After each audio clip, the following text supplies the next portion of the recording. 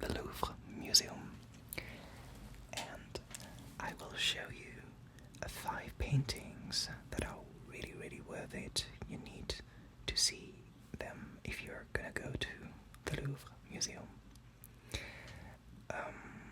They're really interesting because they are quite huge, and the themes are quite interesting.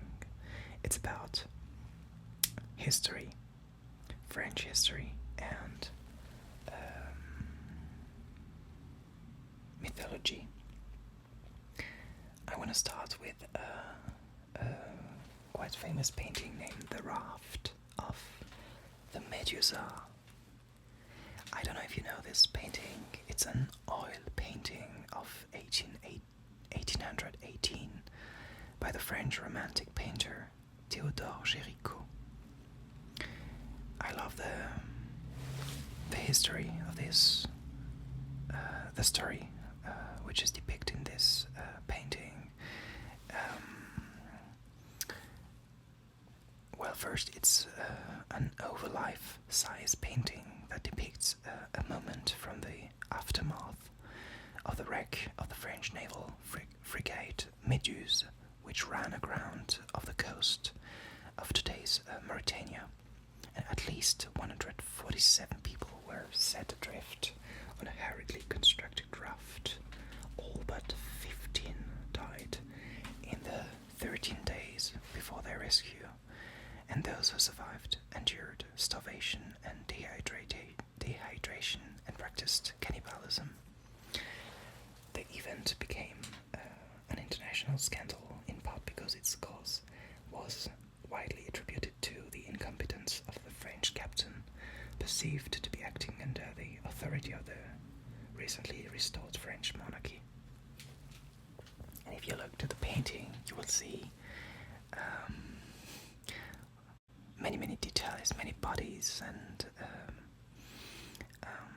it's quite realistic, and the light of the sky is also very, very nice. It's, I don't know how to say that. When you stand in front of those paintings, you just need to sit down and maybe have a look and watch it 5 minutes, to find all details, and as you would be watching the scene, in front of you. I've got another example of this monumental paintings. It's La Liberté, dans le peuple in French, liberty, leading the people in English, and it's a painting by Eugène Delacroix, commemorating the July Revolution of 1830, which toppled King Charles X of France, a woman personifying the concept and the goddess of liberty leads the people forward over the bodies of the fallen, holding the flag of the French Revolution, the tricolor flag, which remains France's flag, in one hand, and brandishing a bayonet musket with the other. The figure of liberty is also viewed as a symbol of France and the French Republic known as Marianne. You can see Marianne in many places in France, at the town hall, for example, and on stamps also. Another huge painting in the same gallery, in the same room, in the same hall at the Louvre is called the Coronation of Napoleon. It's really monumental. It's a painting completed in 1807 by Jacques-Louis David, the official painter of Napoleon, and the painting has imposing dimensions as it is almost 10 meters, it means 33 feet wide by a little over 6 meters. It means 20 feet tall. And the coronation took place at Notre Dame de Paris, a way for Napoleon to make it clear that he was a son of the revolution.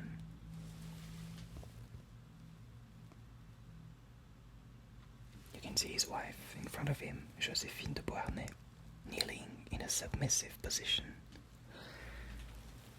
She received the crown from the hands of her husband, not from the Pope.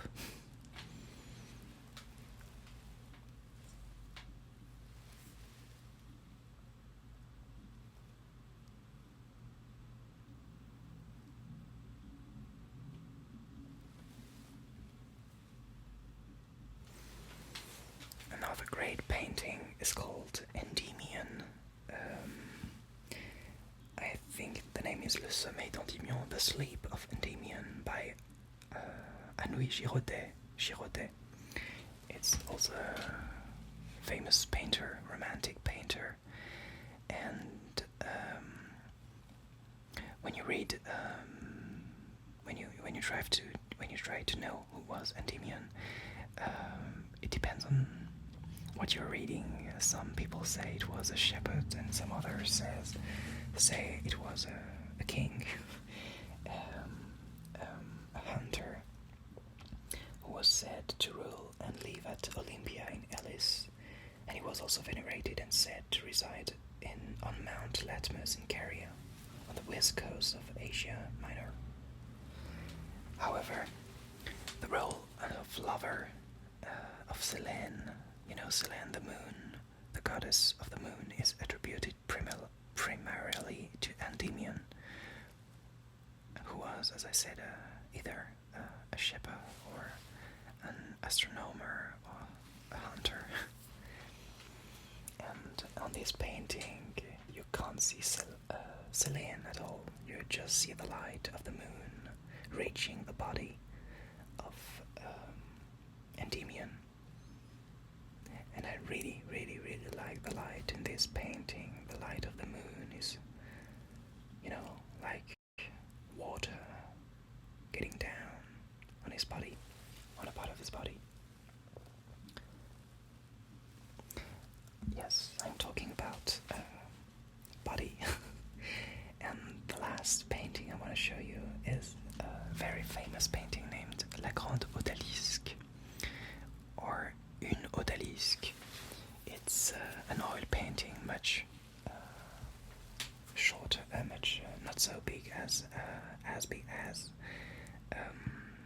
the Coronation of Napoleon, for example.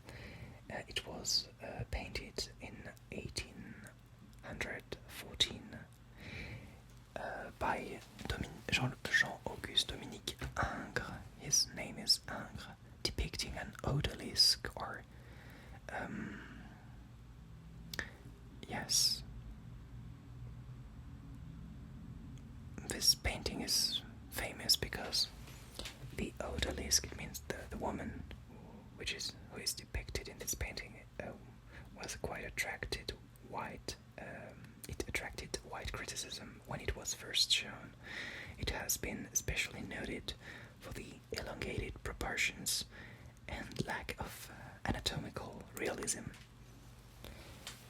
And it's quite strange when you stay in front of this woman. Some people say she has 2 or 3 vertebrae too many. And it attracted many critics, but I like this painting. So if you want to see these 5 major paintings classified as historical painting, French historical painting, in huge sizes, you need to go only to 2 halls at the Louvre. It won't be so difficult to find them, and you really need to see them because they're huge, and they can help you know a bit more about French history, or about mythology, if you like it. So it was a short video, but I want to make it short because when you see too many paintings, then it might be confusing. So I wanted to show you my 5 favorite paintings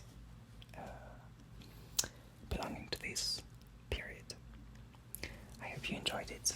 And I wish you a pleasant day, a nice week, a nice weekend, or a good night. See you.